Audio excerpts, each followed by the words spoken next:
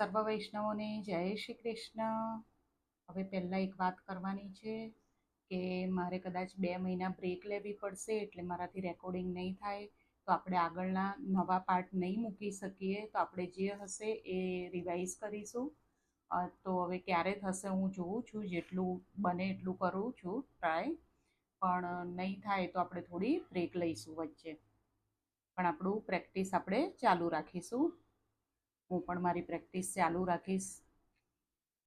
આપણે અગાઉ 141ના પાઠમાં શીખ્યા હતા કે સંપત્તિનો સેવામાં ઉપયોગ થાય તો જ તે સફળ છે. પોતાના શરીરમાં પ્રેમ રાખો છો, તેથી વિશેષ પ્રેમ ઠાકોરજીમાં રાખો. બીજું આપણે શીખ્યા હતા કે શરીર સાથે રમનારો પાપ કરે છે, આત્મા સાથે રમનાર પાપ કરી જ શકતો નથી. જે ઈશ્વર સાથે રમે છે, જે ઈશ્વર સાથે પ્રેમ કરે છે, તેના હાથે પાપ થતું નથી. સમયે જીવને છોડે કે મુક્ત કરે તે મર્યાદા પુરુષોત્તમ રામ છે, પણ કનૈયો તો પુષ્ટિ પુરુષોત્તમ છે. કનૈયો તો ક્રમે ક્રમે મુક્તિ કરવાને બદલે અસમયે જીવ લાયક ન થયો હોય તો પણ જીવને મુક્તિ આપે છે.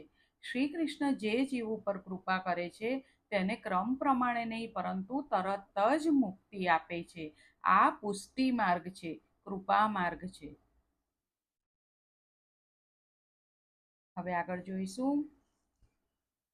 સચ્ચિદાનંદ રૂપાય વિશ્વોત્પત્યાદિહેતવે તાપત્રય વિનાશાય શ્રીકૃષ્ણાય વયમ નુમઃ. જે જગતની ઉત્પત્તિ, સ્થિતિ અને વિનાશનો હેતુ છે, તથા જે ત્રણેય પ્રકારના તાપોના નાશ કરવાવાળા છે, એવા સચ્ચિદાનંદ સ્વરૂપ ભગવાન શ્રી કૃષ્ણને અમે વંદન કરીએ છીએ. જશોદા મૈયા કનૈયાને સમજાવે છે કે ઘરનું માખણ કેમ ખાતો નથી. ગોપી જશોદા માતાને ફરિયાદ કરવા આવી હતી, એટલે જશોદા માતા કનૈયાને સમજાવે છે. લાલાએ કહ્યું, મને ઘરનું માખણ ભાવતું નથી, કારણ ઘરનું ખાવું તો ઘરનું ઓછું થાય. હું તો બહાર જઈને કમાઈને ખાઈશ અને ઘરે આવું છું. ગોપીના માખણમાં વિશેષ મીઠાશ અને પ્રેમ છે એમ મને લાગે છે. સખીઓ યશોદાજી પાસે ફરિયાદ કરે છે, માં, કનૈયાને બહુ લાડ લડાવશો નહીં. કનૈયો માખણની ચોરી કરે છે. સુખદેવજી આ કથા બહુ વિવેકથી કરે છે. શ્રી કૃષ્ણ ચોર છે એમ નથી કહ્યું, પણ ઇતિ હોચું. વ્રજની ગોપીએ આ પ્રમાણે યશોદાને માખણ ચોરીની લીલા કહેતી હતી તેમ કહ્યું છે. માએ પૂછ્યું, કનૈયો ઘરમાં આવે તે તમને ખબર પડે છે? કનૈયો માખણની ચોરી કરે છે એની તમને ખબર પડે છે કે નહીં? ગોપીઓ કહે છે, માં, કનૈયો આવે છે તેની અમને ખબર પડે છે. એ જે દિવસે આવવાનો હોય તેને આગલી રાત્રે સ્વપ્નમાં પણ દેખાય છે. માં, હું પથારીમાં પડી અને સ્વપ્નમાં કનૈયો દેખાય. પથારીમાં પડ્યા પછી કનૈયો યાદ આવે છે. વૈષ્ણવો તો સૂવે છે ત્યારે પથારીમાં પણ ઠાકોરજીને સાથે રાખીને સૂવે છે. ઠાકોરજીને સાથે રાખવાના એટલે શું? પથારીમાં પડ્યા પછી હરે કૃષ્ણનો નિંદ્રા આવતા સુધી જપ કરવાનો. ઠાકોરજીને સાથે રાખવાના એટલે શું કરવાનું? સાથે લઈને સૂવાનું એમ નહીં, પરંતુ જપ કરતા કરતા સૂઈ જવાનું. પથારીમાં પડ્યા પછી જે વસ્તુ યાદ આવે તે માનજો કે તેમાં મારું મન ફસાયું છે. કેટલાક પથારીમાં પડ્યા પછી વિચારે છે કે કાલે કોને કોને ત્યાં ઉઘરાણી કરવી છે, તો માનજો કે આનું મન દ્રવ્યમાં ફસાયું છે. લોભીનું મન દ્રવ્યમાં ફસાય છે અને કામીનું મન સ્ત્રીમાં ફસાય છે. એક ગોપી બોલીમાં, ગઈકાલે રાત્રે પથારીમાં પડી ત્યારે મને કનૈયો યાદ આવ્યો. કનૈયો ઘરમાં ન હોવા છતાં તેની મૂર્તિ આંખમાંથી ખસતી નથી. લાલાના નામમાં તો અમૃત છે, પણ તેના કરતાં વધારે મીઠાશ છે. મને કૃષ્ણ કૃષ્ણ બોલવાની આદત પડી છે. મનુષ્યનો સ્વભાવ એવો છે કે પથારીમાં પડ્યા પછી પણ નિવૃત્તિ થાય એટલે અતિશય પ્રિય વિષયનું તેને સ્મરણ થાય છે. એટલે આપણે આ ખાસ ધ્યાન રાખવાનું કે આપણે પથારીમાં પડીએ અને આપણને શું યાદ આવે છે, તેમાં આપણું મન ફસાયું છે. માં, મને બીજું કાંઈ યાદ આવતું નથી. કૃષ્ણ કૃષ્ણ બોલતા તેમજ કનૈયાને નિહાળતા મને નિંદ્રા આવી અને તે મને સ્વપ્નમાં દેખાયો. મને સ્વપ્નમાં દેખાયું કનૈયો મારા ઘરે આવ્યો છે અને મિત્રોને માખણ લૂંટાવે છે. મન જ્યાં ફસાયું હશે તે સ્વપ્નમાં દેખાશે. સ્વપ્નમાં પણ એ જ આવે છે જે આપણા મનમાં હશે. સ્વપ્ન ઉપરથી જ મનની પરીક્ષા થાય છે. સાચા વૈષ્ણવનું મન કૃષ્ણમાં જ ફસાયેલું હોય છે, તેથી તેને સ્વપ્નમાં પણ કનૈયો જ દેખાશે. આવું સ્વપ્ન દેખાય તો સમજવું કે હું વૈષ્ણવ થયો છું. પ્રભુનું સ્વપ્ન આવે તો સમજવું કે હું વૈષ્ણવ થયો છું. પ્રભુના પ્રથમ દર્શન અધિકારીને સ્વપ્નમાં થાય છે. પ્રભુના પ્રથમ દર્શન જે અધિકારી હોય તેને સ્વપ્નમાં થાય છે. આ ગોપીઓનું મન શ્રી કૃષ્ણમાં ફસાયું છે.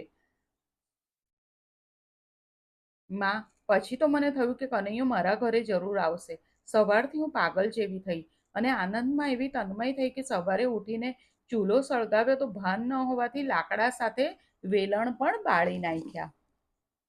એક ગોપી બોલી, મારા જેઠ જમવા બેઠા હતા. મારા ઘરના પ્રત્યેકને તમારો કનૈયો વહાલો લાગે છે.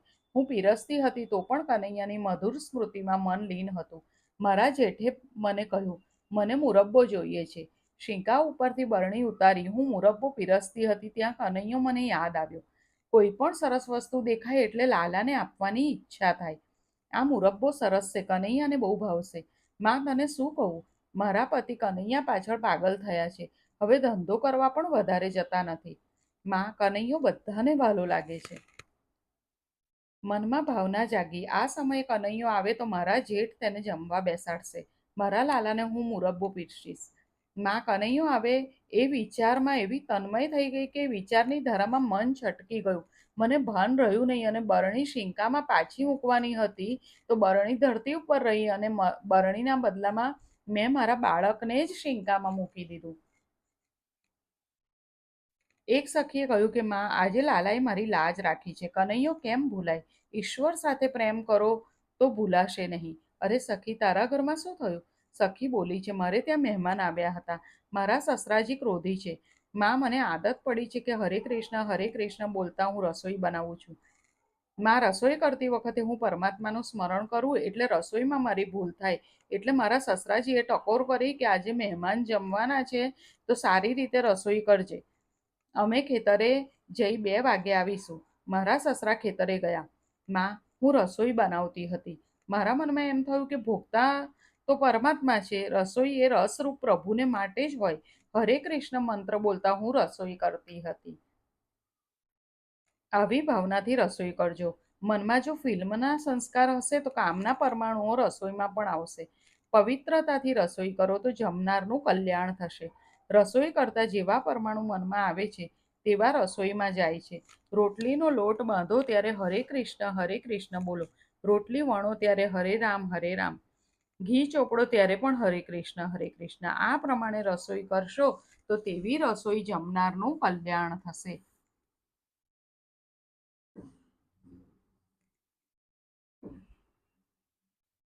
એક જગ્યાએ અમે ગયા હતા. બહેન રસોઈ કરતા હતા. તેમને ખબર નહીં કે શાસ્ત્રીજી બહાર આવીને બેઠેલા છે. બહેન રસોઈ કરતા ફિલ્મનું અમંગળ ગીત ગાતા હતા. રાત્રે કોઈ ફિલ્મ જોઈને આવ્યા હશે. મને થયું આ બહેનના હાથનું જે જમશે તેનું સત્યાનાશ થશે. તેનું મન પવિત્ર નથી. રસોઈ કરતી વખતે આવા શૃંગારના ગીત ગાવાથી રસોઈમાં તે સંસ્કાર જાય છે. માટે ગીત ગાવા હોય તો કૃષ્ણ ભક્તિના ગીત ગાઓ. प्रेम की लगनी लागी उसको क्या मथुरा क्या काशी रे, गोविंद के गुण गाते फिरते वृंदावन के बासी रे. આજે સાવધાન થઈ રસોઈ કરતી હતી. બધી રસોઈ બનાવી. છેલ્લે હું માનભોગ શેકતી હતી. માનભોગ શેકતા મારા મનમાં વિચાર થયો, મનમોહન કનૈયાને માનભોગ બહુ ભાવે છે. મને થયું કે કનૈયો અત્યારે આવે તો મારા લાલાને હું માનભોગ ખવડાવું. મારું હૈયું હાથમાં રહ્યું નહીં. માં, મને એવો ભાસ થયો કે કનૈયો આંગણામાં આવ્યો છે. હમણાં ઘરમાં આવશે. પછી તો કનૈયો રસોડામાં આવીને ઊભો છે. માનભોગ શેક્યો ત્યારે લાલાનું બહુ સ્મરણ થયું અને કૃષ્ણ સ્મરણમાં મને કાંઈ ભાન રહ્યું નહીં. તન્મયતામાં માનભોગમાં ખાંડના બદલે મીઠું નાખીને ભોગ ધરી સસરાજી સાથે મહેમાનને જમવા માટે પીરસ્યું. માનભોગમાં મીઠું નાખ્યું હશે પણ તેને કૃષ્ણ નામનો સંપુટ લાગ્યો હતો. મહેમાન તો બહુ રાજી થઈ ગયા. આ રસોઈ નથી, અમૃત છે. ખરેખર નામામૃતનો સંપુટ તેને અપાયો હતો. ખારાપણું મધુરસમાં ફેરવાયું છે. મારા સસરાજીનો સ્વભાવ ક્રોધી હતો, તેમ છતાં આજે મારા સસરાજીએ મારા ખૂબ વખાણ કર્યા. આ પુત્રવધુ નથી, મારા ઘરે લક્ષ્મી આવી છે. છેલ્લી હું જમવા બેઠી ત્યારે મને મારી ભૂલ સમજાઈ કે મેં માનભોગમાં ખાંડની જગ્યાએ મીઠું નાખેલ છે. માં, કનૈયાએ મારી લાજ રાખી. એક ગોપી બોલી, માં તને શું કહું, આજે દહીં દૂધ વેચવા જતી હતી, મને થયું કે મારી ગોળીમાં કનૈયો છે. મેં ગોળી નીચે ઉતારી જોયું તો મારી ગોળીમાં મને કનૈયો દેખાયો. ગોળીમાં મને બાલકૃષ્ણના દર્શન થયા. મને વિચાર થયો મારે કનૈયાને વેચવો નથી, એને હું મારા ઘરે લઈ જઈશ. દૂધ દહીં વેચ્યા વગર ગોળી લઈને હું તન્મયતામાં ઘરે પાછી આવી. મારી તો ફજેતી થઈ છે. આ બુદ્ધિરૂપી ગોળીમાં જો કનૈયો હશે તો તેને સર્વ જગ્યાએ કનૈયો દેખાશે. ઠાકોરજીને ગોપીઓ બુદ્ધિમાં રાખે છે. બુદ્ધિમાં મસ્તકમાં સંસારના જળ પદાર્થોને રાખો તો જળ પદાર્થોનું ચિંતન કરશે, અને બુદ્ધિમાં જો શ્રી કૃષ્ણને રાખશો તો આ માટીની ગોળીમાં પણ શ્રી કૃષ્ણ દેખાશે. માં, જ્યાં જઈએ ત્યાં કનૈયો અમને દેખાય છે. આ ગોપીઓ ના છૂટકે ઘરનું કામ કરે છે ત્યારે પણ શ્રી કૃષ્ણને યાદ કરે છે, અને જ્યારે નિવૃત્ત થાય છે ત્યારે નિવૃત્તિમાં પણ શ્રી કૃષ્ણને યાદ કરે છે. મોટા મોટા યોગીઓ પરમાત્માનું નિત્ય સ્મરણ થાય તેવો પ્રયત્ન કરે છે, ત્યારે વ્રજની આ ગોપીઓ પરમાત્માને ભૂલવાનો પ્રયત્ન કરે છે તો પણ કનૈયો ભૂલાતો નથી. શું કીધું કે મોટા મોટા મહાત્માઓ હોય એ આંખો બંધ કરીને ધ્યાન કરીને કનૈયામાં મન રાખવાનો પ્રયત્ન કરે, પણ આ ગોપીઓ એવી છે કે પરમાત્માને ભૂલવાનો પ્રયત્ન કરે છે પણ કનૈયો ભૂલાતો નથી. ગોપીઓના પ્રેમ સંન્યાસની આ કથા છે. ગોપીઓના કપડાં ભગવા નથી પણ તેનું મન કૃષ્ણના પ્રેમમાં રંગાયેલું છે. આ ગોપીઓના મનની તન્મયતા છે. આ જ નિરોધ છે. બાલકૃષ્ણની આવી અનેક લીલાઓ જોઈ ગોપીઓ ઘરના કામ ભૂલી જતી અને પાગલ બની જતી. ગોપીઓની સ્થિતિ આવી હતી. ઘરના કામ છોડીને લીલાઓ જોતી હતી. તેઓનું મન કૃષ્ણની લીલાઓ જોઈ અસ્થિર તન્મય બની જતું. આ ગોપીઓની તન્મયતા બતાવે છે. કૃષ્ણમાં તન્મયતાને કારણે ગોપીઓ સંસારના વ્યવહારના કાર્યો બરાબર કરી શકતી નથી. કૃષ્ણ પ્રેમમાં ભાન ભૂલી ન જવાનું કૃષ્ણ પ્રેમમાં ભાન ભૂલી ન કરવાનું કાર્ય કરી બેસતી. ઈશ્વરના માટે આવી તન્મયતા જોઈએ. કૃષ્ણ લીલામાં કૃષ્ણ કથામાં આવી રીતે જે તન્મય થાય તે મુક્ત થયો. આપણે પ્રભુને પ્રાર્થના કરીએ, પ્રભુ અમે પણ આવી રીતે તન્મય થઈએ.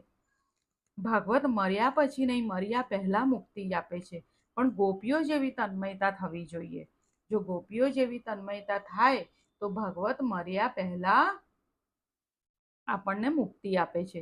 ગોપીઓને ઘરના કામો કરતા પણ કનૈયો ભૂલાતો જ નથી. ભક્તિ માર્ગમાં વ્યવહાર અને પરમાર્થ જુદો હોતો નથી. દરેક કાર્યમાં ઈશ્વરનું અનુસંધાન એ પુષ્ટિ ભક્તિ. શું કીધું, આ ખાસ સમજવા જેવું છે કે ભક્તિ માર્ગમાં વ્યવહાર અને પરમાર્થ જુદો હોતો નથી.